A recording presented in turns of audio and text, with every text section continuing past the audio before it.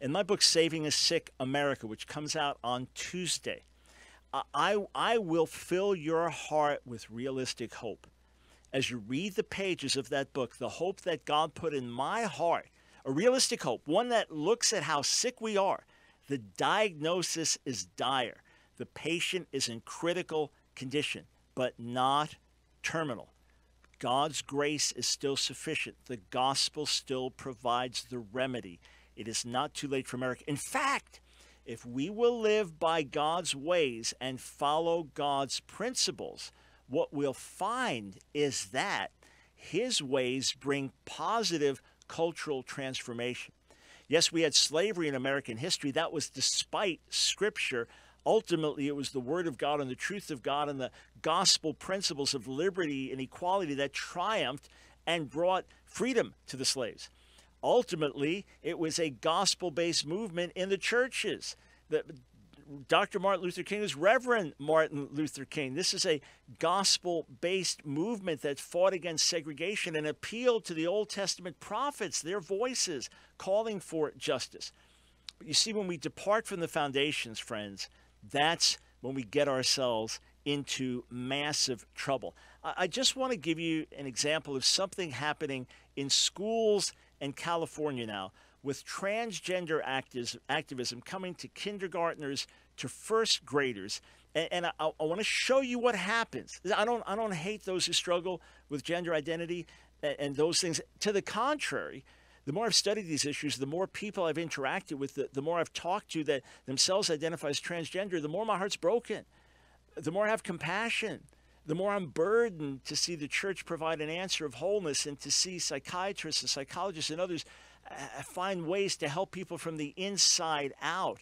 The more exposure I've had to LGBT activism, the more I care about the people and have God's heart for them, and the more I stand against the social agenda. So take a look, listen to what's happening in schools in California.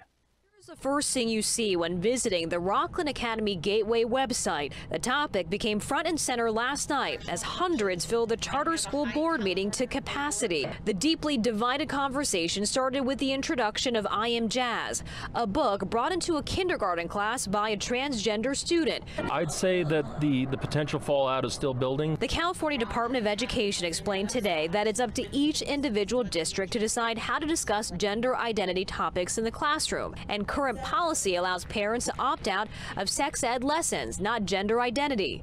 The state would only get involved when there's a formal complaint for discrimination. With something like this that could potentially cause a lot of families to leave, you'd think they'd maybe consider that as a setback. I would say I have heard a lot of people considering it, my family included. So far, we've had 14 families and I believe 23 children leave the school citing this as the reason.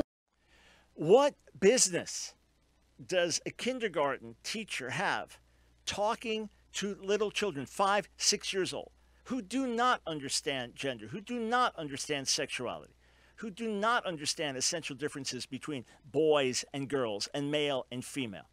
What business does a kindergarten school have with talking to these kids, or first and second graders, elementary school kids, talking about these things?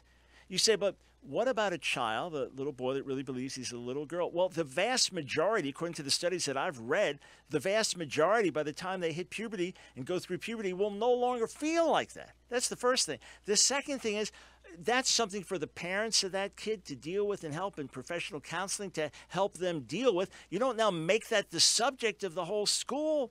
Come on. If you came in and told these little children that some little children, I'm talking about kindergartners, all right, all you parents with 5, 6 years old, think about it, that some little children think they're really doggies and cats or birds. How many of you think that? Half the kids, yeah, I do. I mean, that's how impressionable they are. And they have very little difference in their differentiation between reality and fantasy.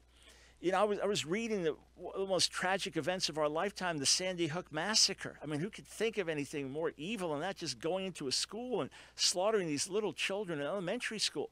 That one boy is going to protect the teacher. I know karate.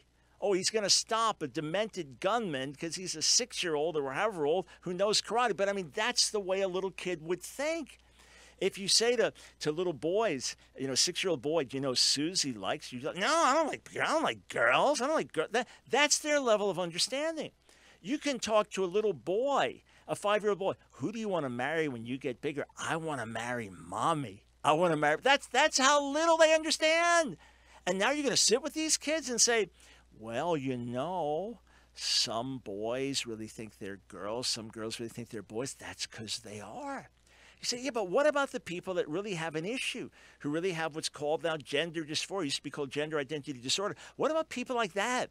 They really have these issues. They really feel this way to the core of their being. This is how they really think. And this is just their experience. And as they get older, it stays with them. And, okay, deal with that child at an individual level, recognizing that some suffer with this, and let's do what we can to help them without making this now the subject of the school. And the goal is not to declare war on gender distinctions. The goal is not to get everybody just accommodating everything and making male-female categories some kind of evil thing that is to be opposed. I'll tell you something remarkable that just happened on YouTube. Basically, every single video of ours that talks about LGBT issues, no matter how compassionately, virtually every one of them gets flagged as unsuitable, not suitable for all advertisers. And when we put in a request for review, it stays there. Sorry, it's not suitable. The same thing with when we're dealing with Islamic issues. We're dealing with abortion.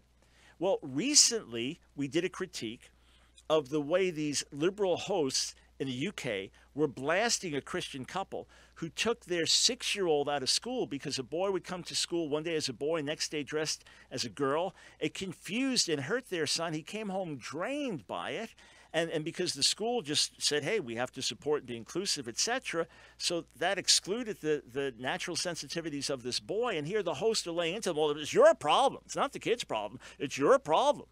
And it's quite remarkable. We interacted with that footage. Well, it got flagged by YouTube as not suitable for all advertisers. We put in a request that it be reviewed. Just got word today that it was approved.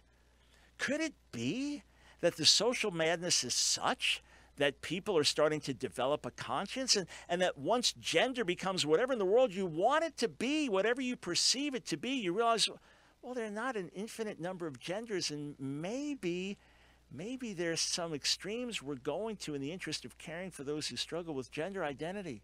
Yeah, do you think? So friends, we get away from the foundation, male, female, he created them. We get into cultural madness. Make sure you're ready. Make sure you are aligned with me as we launch a revolution of hope for America next week here on The Line of Fire. Sign up to get my emails. Go right now if you're not signed up. Ask Dr. Brown, askdrbrown.org. Sign up for the emails. We're going to ask you to do something. It'll take you 30 seconds next week. Won't cost you a dime. Thanks for standing together. And a traditional Jewish Happy New Year starting this evening.